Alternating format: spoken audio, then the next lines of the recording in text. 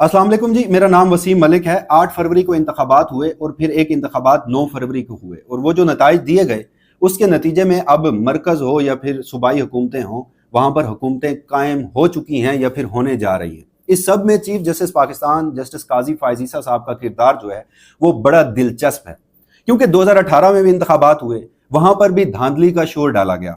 इस हवाले से चीफ जस्टिस काजी फ़ायज़ ईसा साहब को 2018 के इंतखाबात में होने वाले धांधली ने बड़ी अजियत पहुंचाई थी, जिसका उन्होंने मुतअद्दिद मरतबा इजहार भी किया। और जो सबसे अहम इजहार था वो 15 दिसंबर 2023 कमरा अदालत नंबर 1 में एक वाकया हुआ था, वो आपके सामने आज रखूंगा, जिसमें चीफ जस्टिस ने कहा था कि आइन से खिलवाड़ हुआ है। और चीफ जस्टिस जानना चाह रहे थे कि 2018 में जो सियासी मकासद के लिए अदलिया को इस्तेमाल किया गया था, जिन लोगों को इंतखाबात में बाहर रखा गया था, तो उसके कोई बेनिफिशरी होंगे। यानी वो इमरान खान का नाम सुनना चाह रहे थे, क्योंकि उस वक्त इमरान खान ने हुकूमत बनाई थी।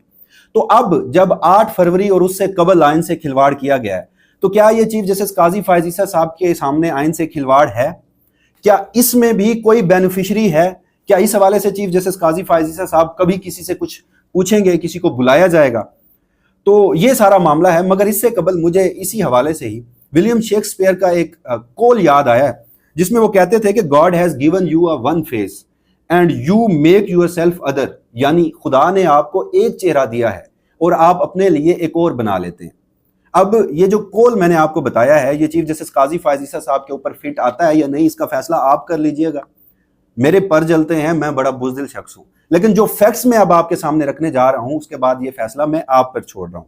तो सबसे पहले जनाब, जो कहानी मैं आपको सुनाने जा रहा हूं, फिर उसको मौजूदा सूरत हाल से लिंक करूंगा। 15 दिसंबर 2023 सुप्रीम कोर्ट ऑफ पाकिस्तान का कमरा अदालत नंबर 1 केस था शौकत अजीज सिद्दीकी, जो इस्लामाबाद हाई कोर्ट के साबिक जज हैं। उन्होंने 2018 में एक तकरीर की थी, जिसमें उन्होंने कहा था कि उस वक्त के जो लेफ्टिनेंट जनरल थे, डीजीसी थे उस वक्त गालिबन फैज हमीद साहब, वो और आईएसआई के एक ब्रिगेडियर रामे, जो इस वक्त शायद सर्विंग हैं, अभी तक वो आर्मी से रिटायर नहीं हुए, वो शौकत अजीज सिद्दीकी साहब के पास आए और उन्होंने कहा कि इन इंतखाबात में, यानी 2018 के इंतखाबात में, मरियम नवाज और जो नवाज शरीफ साहब हैं, इन्हें जमानत नहीं देनी। अगर आपने जमानत दे दी तो हमारी 2 साल की जो मेहनत है वो जाया हो जाएगी। शौकत अजीज सिद्दीकी साहब के मुताबिक उन्हें जो कुछ कहा गया, उन्होंने एक तकरीर कर दी और उस तकरीर पे सुप्रीम कोर्ट ऑफ पाकिस्तान की जो सुप्रीम जुडिशल काउंसिल है, उन्होंने शौकत अजीज सिद्दीकी साहब को बरतरफ कर दिया। शौकत अजीज सिद्दीकी साहब ने अपनी उस बरतरफी का जो केस है वो सुप्रीम कोर्ट में दायर किया हुआ था। चीफ जस्टिस काजी फ़ायज़ ईसा साहब के सामने ये केस था। अब इस केस के दौरान चीफ जस्टिस काजी फ़ायज़ ईसा साहब और शौकत अजीज सिद्दीकी साहब और उनके जो वकील हामिद खान साहब थे, उनका जो मुकालमा हुआ था 15 दिसंबर 2023 को, वो मैं आपके सामने सबसे पहले रख देता हूं। जब समाअत का आगाज हुआ तो चीफ जस्टिस पाकिस्तान ने इस्तफसार किया शौकत अजीज सिद्दीकी साहब से कि आपने जो इल्जामात लगाए थे, क्या वो दुरुस्त हैं? अगर शौकत अजीज सिद्दीकी साहब के जो इल्जामात हैं वो दुरुस्त हैं, जिन पर उन्हें बरतरफ किया गया है, तो क्या आपने उन लोगों को फरीक बनाया है? यानी आपने जनरल्स को फरीक बनाया है या आप उन्हें बनाना चाहते हैं? जो जनरल जिनका आप नाम ले रहे हैं वो खुद 2018 के इंतखाबात में इक्तदार में आना चाहते थे। चीफ जस्टिस फिर पूछते हैं, अगर शौकत अजीज सिद्दीकी के इल्जामात दुरुस्त हैं तो वो जनरल्स किसी के सहूलतकार बनना चाह रहे थे, जिसके ये जनरल सहूलतकारी कर रहे थे वो कौन था? यानी चीफ जस्टिस काजी फ़ायज़ ईसा साहब, उस वक्त जनरल बाजवा साहब हो, जनरल रिटायर्ड फैज हमीद हो या ब्रिगेडियर रामे हो, वो ये कहना चाह रहे थे कि अगर इन्होंने पॉलिटिकल इंजीनियरिंग की थी तो वो खुद तो इक्तदार में नहीं आना चाह रहे थे, उसका बेनिफिशरी कौन था? साफ जाहिर है इमरान खान साहब थे। यानी 2018 के इंतखाबात में इमरान खान हुकूमत में आया। अब शौकत अजीज सिद्दीकी साहब के इल्जामात किस हद तक दुरुस्त हैं, गलत हैं, वो अदालत में केस है और वो केस का फैसला होना है। मगर मैं ये शौकत अजीज सिद्दीकी साहब के इल्जामात के हवाले से आपको सारी बातें बता रहा हूं। तो फिर चीफ जस्टिस यहां पर मजीद पूछते हैं कि जनाब, अगर आपके इल्जामात दुरुस्त हैं तो हम उस बेनिफिशरी तक पहुंचेंगे, क्योंकि ये आपने आइन के आर्टिकल 184(3) के तहत ये दरखास्त दायर की है और इसमें हमारा दायरा अख्तियार बड़ा वसी है।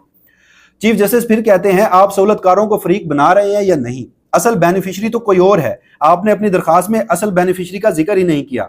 आपने लोगों के पीठ पीछे इल्जामात लगाए, जिन पर इल्जामात लगाए वो किसी और के लिए सहूलतकारी कर रहे थे, सहूलतकारी करके किसी को फायदा पहुंचाया गया।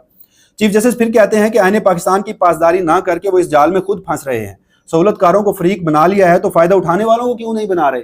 यानी फिर आगे चलकर शौकत अजीज सिद्दीकी साहब ने जनरल रिटायर्ड कमर जवेद बाजवा हों, जो lieutenant general retired Faiz Hamid साहब हों और ब्रिगेडियर रामे साहब हों, उनको फरीक बनाया था। तो फिर चीफ जस्टिस कह रहे हैं कि जनाब, आपने जो सहूलतकारी कर रहे थे उनको तो फरीक बनाया, जो उसके बेनिफिशरी थे सहूलतकारी के, उनको फरीक क्यों नहीं बनाया? शौकत अजीज सिद्दीकी ने فائدہ کسی سے نہیں لیا. بات میں شوکت عزیز صدیقی صاحب کے حوالے سے وہ کہہ رہے ہیں کہ کس نے لیا یہ فائدہ. شوکت عزیز صدیقی صاحب نے نہ تو اپنی تقریر میں ایسی کوئی بات کی تھی اور نہ ہی آج ہمارے سامنے کر رہے. وکیل حامد خان صاحب نے اس حوالے سے جو جواب ہے وہ یہ دیا تھا کہ جو فوج ہے وہ شاید اپنی مرضی کے نتائج لینا چاہتی تھی 2018 کے انتخابات میں. چیف جسٹس نے کہا کہ ایک امیدوار کو سائڈ پر اسی لیے کیا جاتا ہے کہ من پسند امیدوار جیتے. یعنی اب چیف جسٹس قاضی فائز عیسی صاحب خود فرما رہے تھے 8 فروری کے انتخابات سے قبل 15 دسمبر کو چیف جسٹس قاضی فائز عیسی صاحب فرما رہے تھے کہ ایک امیدوار کو سائڈ پر اس لیے کیا جاتا ہے تاکہ دوسرے امیدوار کو فائدہ پہنچے. اور 8 فروری کو پھر کیا ہوا یہ سب آپ لوگ جانتے ہیں اور مزید آگے چل کے میں بھی آپ کو بتاتا ہوں. اس کے بعد پھر چیف جسٹس نے کہا کہ آخر کار کبھی تو اس ملک میں سچ لوگوں نے جان جانا ہے. وکیل حامد خان نے جواب دیا کہ 70 سال سے ملک میں یہی ہو رہا ہے. جس پر جسٹس جمال خان مندوخیل نے کہا کہ 70 سال سے جو کچھ ہو رہا ہے ہم اس کا ازالہ نہ کریں. چیف جسٹس پاکستان نے پھر کہا کہ فوج ایک آزاد ادارہ ہے یا کسی کے ماتحت ہے. چیف جسٹس نے یہ پوچھا کہ فوج کو چلاتا کون ہے. وکیل حامد خان نے اس حوالے سے جواب دیا کہ فوج حکومت کے ماتحت ہے. چیف جسٹس نے پھر پوچھا کہ حکومت فرد نہیں ہے, فوج جو شخص فوج کو چلاتا ہے اس کا نام لیں. یعنی وزیر اعظم کے ماتحت فوج ہوتی ہے اور اس وقت وزیر اعظم کون تھا؟ عمران خان. مجھے وہ اس دن وہ ساری جو پروسیڈنگ ہے وہ یاد ہے. چیف جسٹس نے متعدد مرتبہ یعنی 4 سے 5 مرتبہ شوکت عزیز صدیقی صاحب ہوں یا حامد خان صاحب ہوں ان کے منہ سے عمران خان کا نام اگلوانے کی کوشش کی, مگر ان دونوں شخصیات کی جانب سے عمران خان کا نام نہیں لیا گیا تھا. جس کے بعد پھر چیف جسٹس برہم بھی ہوئے اور انہوں نے شوکت عزیز صدیقی صاحب کو 2 سے 3 مرتبہ پینشن کا تانا بھی دیا. اب یہ سارے معاملات ہیں. 2018 کے انتخابات کے حوالے سے چیف جسٹس قاضی فائز عیسی صاحب جو ہیں وہ 15 دسمبر 2023 کو کیا فرما رہے تھے وہ میں نے آپ کے سامنے رکھ دیا. اب ذرا ان انتخابات پہ آ جاتے ہیں. 8 فروری کو انتخابات ہوئے, عوامی مینڈیٹ پر ڈاکہ ڈالا گیا 19 فروری یعنی 8 کے بعد 9 فروری کو. اب اس ڈاکہ ڈالنے کے باوجود, اس سارے نتائج کو مینوپلیٹ کرنے کے باوجود, اس بات کو ذرا تھوڑا سا سائڈ پہ رکھ لیجئے کہ 8 فروری سے قبل 2 سال اس ملک میں کیا ہوتا رہا. 8 فروری سے قبل ایک سیاسی جماعت کے ساتھ کیا سلوک رکھا گیا, مطلب کون کون سی ایسی باتیں ہیں جو یہاں گنوائی جائیں. سارے ایونٹس آپ کے سامنے ہیں اور اس میں پاکستان کی سپریم کورٹ ہو یا چیف جسٹس قاضی فائز عیسی صاحب ہو, ان کا جو کردار ہے, بالخصوص لیول پلینگ فیلڈ کا معاملہ ہو یا پھر بلے کا انتخابی نشان ہو, 13 جنوری کا فیصلہ ہو.